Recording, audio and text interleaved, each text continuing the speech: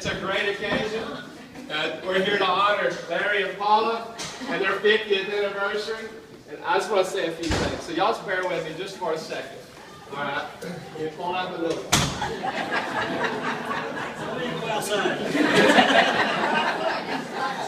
All right. Y'all may not know me, but I'm a principal at a public school, so I see dysfunctional families all the time. Luckily, my brothers and I were fortunate enough not to be in a dysfunctional situation. We had two great parents that took care of us, and that says a lot.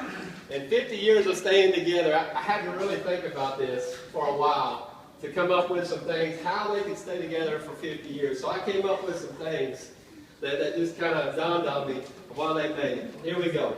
First one. Mom and Dad always made sure the needs of others were taken care of, specifically their boys. All right? Most of you know that Mom cooked every meal. Breakfast, lunch, dinner, every day, our whole lives. That's what she did. But there was one occasion where Mom was gone for a week. And so Dad had to take over those duties. It wasn't quite so pretty. We had chicken strips and French fries 7 straight days. Well, that's good too. All right. They also took care of themselves. They both are extremely healthy. I'm not quite sure, or I didn't think I was sure of how they could stay so healthy for so long. But then it dawned on me. Dad married the utmost health expert on the planet. All right? Whatever condition you have, she can diagnose it within 10 seconds. All right? I'm telling you, if you got a headache, it's a sinus infection. Go get you a CPAP right now. All right? Your back hurts, hey, you're about to get the flu. You should have got that flu shot. I told you. All right. You kind of get the picture of why Dad's so healthy, because Mom made sure he was healthy. All right. They also made sure family time was top priority.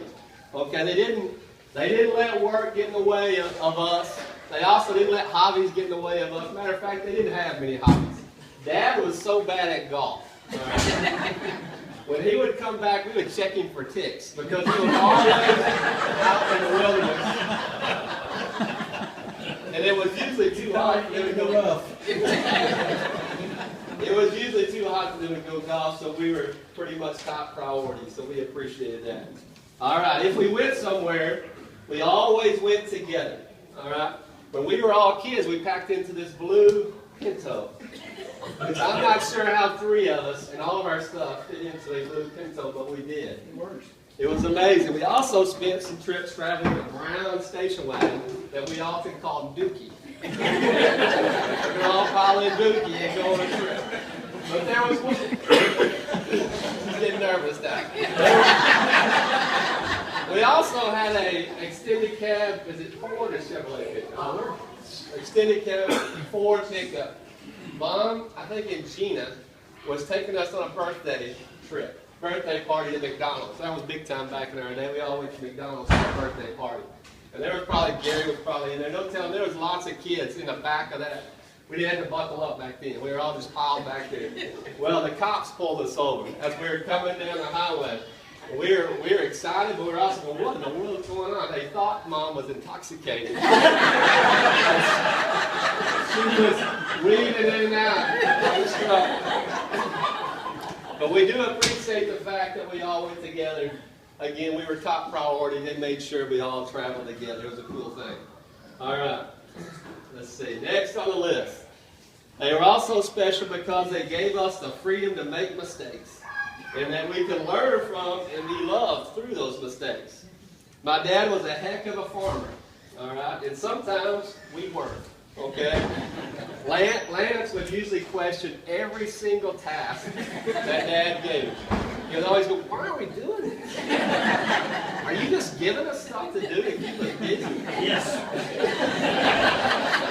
That was Lance's job, all right? Lane's job was to try to bring comic relief to everything that we did. He wanted to make somebody laugh. There was one particular time that when we were plowing, And Lane was plowing upside down on his head when he would pass by. We were in two separate tractors. He was trying to entertain us, so he was plowing on top of his head. I don't know how he pulled it off, Dad. Sorry, we probably messed up a few rows of cotton. And then there was me. And then there was me. When I was given a task, I usually screwed something up. So that was my job. There was one occasion, I'll tell you this, so he's probably not going to be thrilled with me telling you this, but I was stuck out in 110 degree on a four-wheeler spraying Johnson grass, okay? And I always didn't like that task, but I did it because he told me to. And I was out there doing it, and my spray nozzle kept getting stopped up. And I was getting ticked off because I was 13. I didn't have much patience. Well, I still don't have much patience. I was ticked off, so I was banging that sucker on my four-wheeler, trying to get it unstopped instead of doing what you're supposed to, take the nozzle off, get it out the right way. Well, I didn't have patience to do that. I was banging it. Well, sure enough, I broke that sucker smooth in half. And Dad, you know, Dad, he didn't have a lot of patience either sometimes. I went back to tell Dad about it, and I pulled up and showed him the results of my doing, and he said, well, how'd that happen? And I said, well, I got mad and broke it. And he said, well, how about I get mad and kick your... First time I heard my dad cuss was right there. But again, we worked through those mistakes. He made us better because of our mistakes. He taught us how to correct them. All right. So patience he had. When Lance had 2 speeding tickets in one day on the way to handing him. I had 2 wrecks on my first day at Tech. Lane, I don't know what he did the first semester at Carleton, but I don't think it was crack a bug. But all through those occasions, they were patient with us, and we really appreciate it. Mom and Dad also were special because they had a big heart, and they always wanted to help people. Y'all may not realize this. Of course, you know Lance, Lane, and Lenny. But they also had a 4th son, and he's around here somewhere. Right there. Where's Mike? There was a 4th son, which was Mike.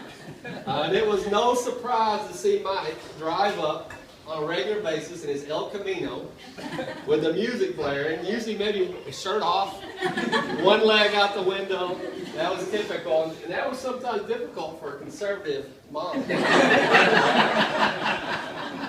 Sometimes he might be on the roof with baby oil, so he did that. But whatever. We also remember him getting pulled out of bed on a regular occasion. Dad would grab him by his big toe, pull him out of bed to get him to work, but he spiced things up. But I remember, this is just a crazy memory I had when I was thinking about this. One Christmas, I remember Mom getting really mad. I mean, I wasn't more than about 7 or 8 years old, but I remember this.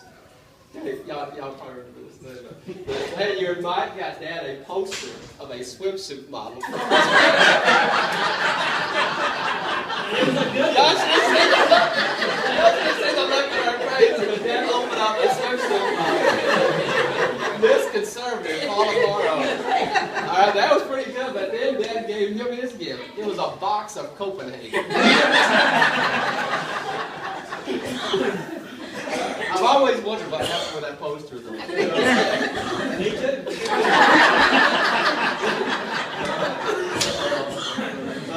Mom and Dad also had to learn to be patient with each other. Jeff Foxworthy once said, now it's true. This is Jeff Foxworthy saying this. I married my wife for her looks, but not the one she's given me lately. That sums up these 2 guys a lot. There wasn't a lot of cross words between them. They hardly ever argued. You know, we never heard it anyway. But there was always a lot of looks. I think you have to have that. 50 years of marriage, sometimes you just got to bite your tongue and just give them a look. I think that sometimes gets the point across that starting an argument. But anyway, for example, when they would travel, Mom was notorious for being a backseat driver. Dad never could quite do everything right. She always had one eye on the speedometer, one eye on the next sign, whatever the sign was, and then she had one hand cocked, ready to slap me in the face. I didn't know how she could do it, but it was special.